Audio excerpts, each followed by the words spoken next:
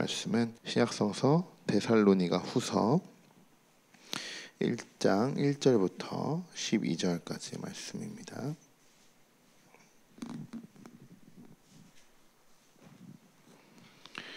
네, 우리 먼저 1절부터 5절까지의 말씀을 우리 함께 읽어보도록 하겠습니다. 바울과 실로아노와 디모데는 하나님 우리 아버지와 주 예수 그리스도 안에 있는 데살로니가인의 편지하노니 하나님 아버지와 주 예수 그리스도로부터 은혜와 평강이 너희에게 있을지어다.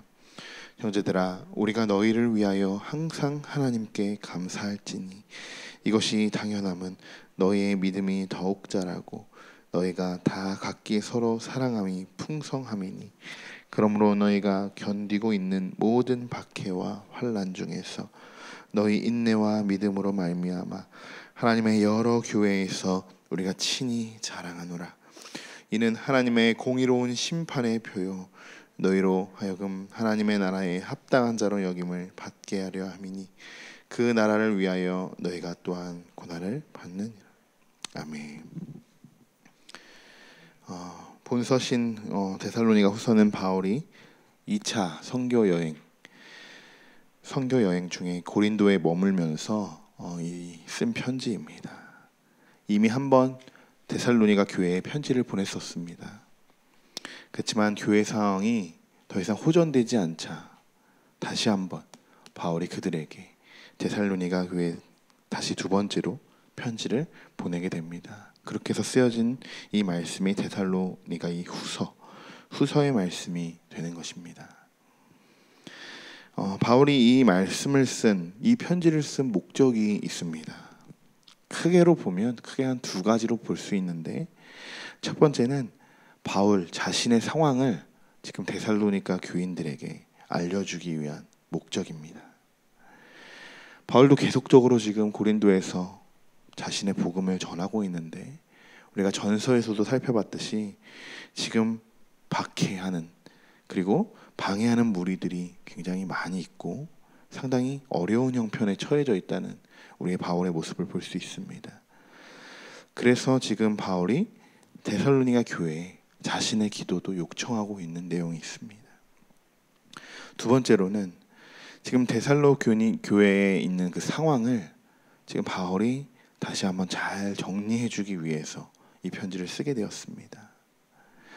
4절을 보시면 그러므로 너희가 견디고 있는 모든 박해와 환난 중에서, 지금 박해와 환난을 받고 있는 중이라는 것입니다. 근데 놀라운 것은 무엇이냐면 앞서 말씀드린 것처럼 바울도 그들이랑 다른 처지가 아니라는 거죠. 지금 똑같은 처지에 놓여 있는 상황이라는 거죠.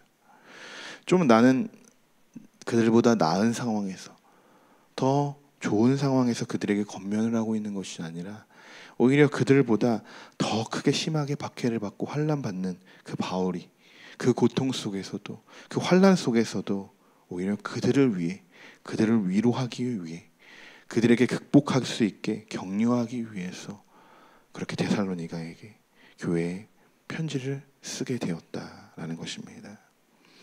우리도 이 바울의 모습을, 우리가 참 많은 모습을 우리가 배울 수 있는데, 오늘은 이런 극적인 상황 속에서도 바울이 어떻게 대처하고 바울은 어떤 모습으로 데살로니가 교인들을 맞이하고 그들을 격려했는지 우리가 살펴보는 시간이 되었으면 좋겠습니다. 데살로니가 교회 그 전서에서는 재림에 관한 이야기가 오해의 요지로 퍼져나가게 됩니다. 마치 곧 올 것 같이. 그래서 많은 이단들이 출현을 하게 되죠. 하지만 그런 바울들, 이런 왜곡된 내용들을 바울이 바로 잡으려고 다시 한번 편지를 기록하게 됩니다. 어떻게 보면 이 배경만 살펴보고 우리가 이 크게 두 가지의 내용만 살펴봐도 좀 더 묵직한 내용을 담고 있지 않을까 이렇게 생각할 수 있고, 때론 더 단호하게 이렇게 말하고 있는 우리 바울의 모습을 찾아볼 수 있습니다. 그러면 우리 6절부터 12절까지의 말씀인데요, 한번 같이 한 목소리로 읽어보도록 하겠습니다. 너희로 환난을 받게 하는 자들에게는 환난으로 갚으시고 환난을 받는 너희에게는 우리와 함께 안식으로 갚으시는 것이 하나님의 공이시니 주 예수께서 자기의 능력의 천사들과 함께 하늘로부터 불꽃 가운데서 나타나실 때에 하나님을 모르는 자들과 우리 주 예수의 복음에 복종하지 않는 자들에게 형벌을 내리시기, 이런 자들은 주의 얼굴과 그의 힘의 영광을 떠나 영원한 멸망의 형벌을 받으리로다. 그날에 그가 강림하사 그의 성도들에게서 영광을 받으시고 모든 믿는 자들에게서 놀랍게 여기심을 얻으시리니 이는 우리의 증거가 너에게 믿어졌음이라. 이러므로 우리도 항상 너희를 위하여 기도함은 우리 하나님이 너희를 그 부르심에 합당한 자로 여기시고 모든 선을 기뻐함과 믿음의 역사를 능력으로 이루게 하시고 우리 하나님과 주 예수 그리스도의 은혜대로 우리 주 예수의 이름이 너희 가운데서 영광을 받으시고 너희도 그 안에서 영광을 받게 하려 함이라. 아멘. 이 말씀을 보시면 계속적으로 방해하는 세력들과 또 그것에 대한 하나님의 대응을 볼 수 있습니다. 제일 먼저 환난에 대해서 이렇게 나오게 되는데, 이 말씀을 읽으면 이런 말이 생각이 나게 됩니다. 눈에는 눈, 이에는 이, 이런 말이 생각이 나는데 7절 말씀에 또 하나님의 공의라는 말이 나옵니다. 하나님의 정의를 시행하실 때 어느 누구도 그 심판에 대해서, 그 하나님의 심판의 공정함에 대해서 의심할 수도 없고 판단할 수도 없습니다. 그리고 8절과 9절에 형벌이라는 단어가 나오게 됩니다. 근데 그냥 형벌이 아니라 영원한 멸망의 형벌을 받을 것이다. 자, 바울이 굉장히 강력하게 이야기하는 것을 볼 수 있습니다. 하나님의 공의에 대해서 우리가 대적하고 하나님의 정의를 시행할 때 오히려 우리가 하나님의 말씀을 의지하지 않고 하나님의 그 뜻에 의지 않고 계속적으로 반대적으로 우리가 환난을 또 환난으로 갚고 이렇게 하나님의 뜻대로 우리가 행하지 않을 때, 그리고 하나님의 말씀이 퍼져나가는 것을 어떻게든 막으려고 하는 그런 악의 세력들을 볼 때 하나님께서는 분명히 하나님의 공의로 그들을 심판하신다고 하십니다. 그러나 굉장히 무섭게 영원한 멸망이라는 것은 제가 생각할 때, 그리고 또 여러분이 생각할 때 어떠한 멸망이 될까, 이것이 어떠한 멸망일까라는 것은 우리들이 잘 알고 있을 것입니다. 그런 형벌, 어떻게 보면 우리도 하나님 앞에서 조금 다른 길로 걸어가고 우리가 하나님의 뜻에 따라가지 않을 때면 우리 또한 이 영원한 멸망의 형벌을 받을지도 모릅니다. 우리들은 아니다라고 생각하는 것이 아니라 그렇게 대적하는 자들을 위해서 우리도 때로는 기도를 하고 하나님 앞에, 정말 공의로우신 하나님 앞에 우리의 신앙이 올바로 바로 서는 것이 먼저인 줄 믿습니다. 바울이 이렇게 강력하게 이야기하는 것은 그것이 분명히 하나님의 뜻이 아니기 때문에 지금 이 데살로니가 전서 후서를 통해서 그 교인들에게 이야기하고 있는 것입니다. 오늘 말씀은, 그리고 앞으로의 말씀은 계속적으로 좀 더 무거운 말씀으로 진행이 되기도 할 것입니다. 환난에 대한 이야기들, 그리고 심판에 대한 이야기들, 그리고 하나님의 형벌에 대한 이야기들이 쭉 거론되게 될 것입니다. 이 후서를 계속적으로 묵상하시면서 우리가 점점 더 이 적그리스도, 그냥 그리스도가 아닌 적그리스도라고 표현을 하죠, 바울은. 이 적그리스도에 대한 말씀들이 나오게 될 것인데, 여러분, 우리가 나는 적그리스도가 아닌지 여러분 이것을 기본적으로 여러분 마음속에 심으시고 이 말씀을 읽으시기를 바랍니다. 자, 그런 와중에도 희망의 말씀은 있습니다.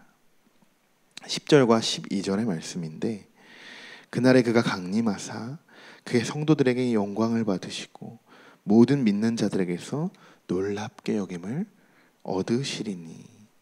이 말씀, 굉장히 유사한 말씀, 거의 동일한 말씀이 데살로니가 5장 23절에 나오게 됩니다. 우리 가까운 절에 있으니까 한번 찾아볼까요? 데살로니가 전서 5장 23절. 네, 바로 옆에 있죠. 우리 같이 한번 이 말씀을 읽어보겠습니다. 평강의 하나님이 친히 너희를 온전히 거룩하게 하시고 또 너희의 온 영과 혼과 몸이 우리 주 예수 그리스도께서 강림하실 때에 흠 없게 보존되기를 원하노라. 아멘. 자, 예수 그리스도를 믿는 우리들, 모든 이들, 예수 그리스도를 믿는 모든 자들에게는 이 말씀이 축복의 말씀이 되는 것입니다. 지금 얼마나 이들이 힘들겠습니까? 정말 극심한 그 환난 속에, 사실 이 환난, 이 박해를 받아보지 않는 사람들은 이 느낌을 우리가 알 수는 없죠. 그들의 마음을 정확히 우리가 파악할 수는 없겠지만 우리가 한번 상상해 본다면, 그 시대를 한번 초대교회를 상상해 본다면 이때의 환난들, 이 고통받는 것들, 이 박해들이 얼마나 심했겠습니까? 그럴 때 이단까지 출현하면서 이 강림에 대한 이런 말씀들이 그들에게는 하나의 정말 희망의 실마리로 그렇게 잡아졌을 텐데, 하지만 하나님 분명히 이렇게 이야기하시죠. 그들에게 위로하시죠.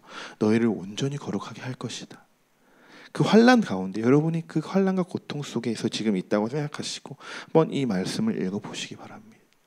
하나님께서 우리를 거룩하게 하시고 또 우리를 온전하게 하시고 영과 혼과 몸이 정말 우리 주 그리스도께서 이 땅에 강림하실 때, 이렇게 어렵고 환난과 고통을 당할 때, 이때에 우리를 위하여 이 땅에 다시 오셨을 때 정말 우리가 아무 흠이 없게 우리를 지켜주시고 보호하셔 주실 것이다.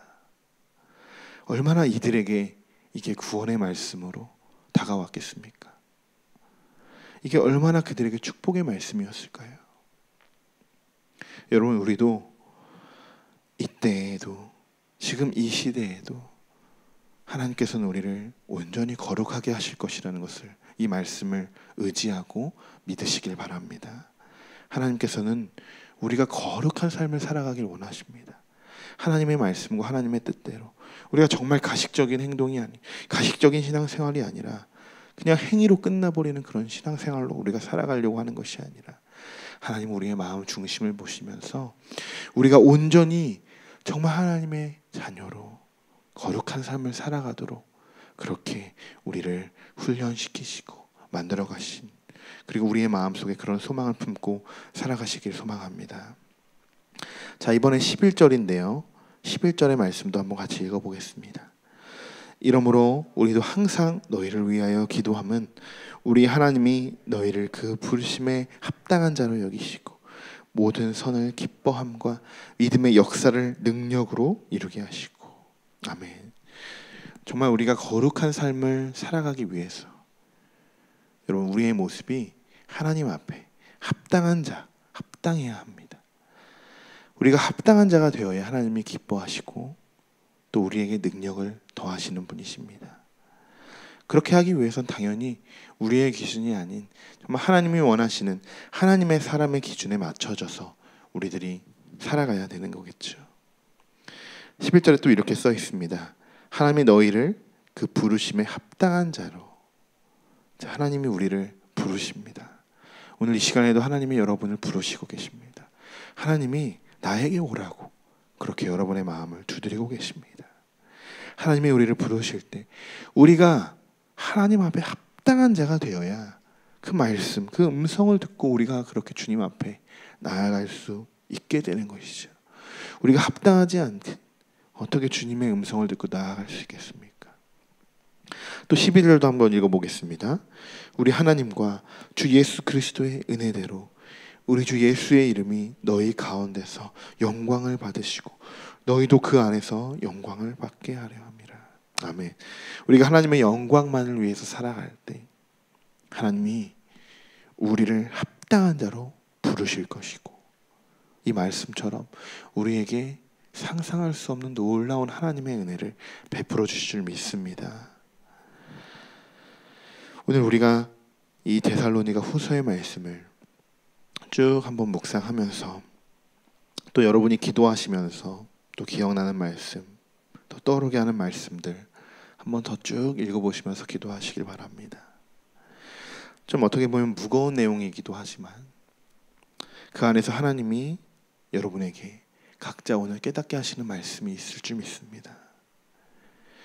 지금 환난과 어려움, 그리고 시험 가운데 지금 노인분들도 분명히 계실 텐데, 하나님, 우리 하나님은 정말 공의의 하나님, 공의의 하나님이라는 것을 여러분 잊지 않으시고 그분만 믿고 정말 우리가 전능하신 하나님만을 믿고 우리가 나아가시길 바랍니다.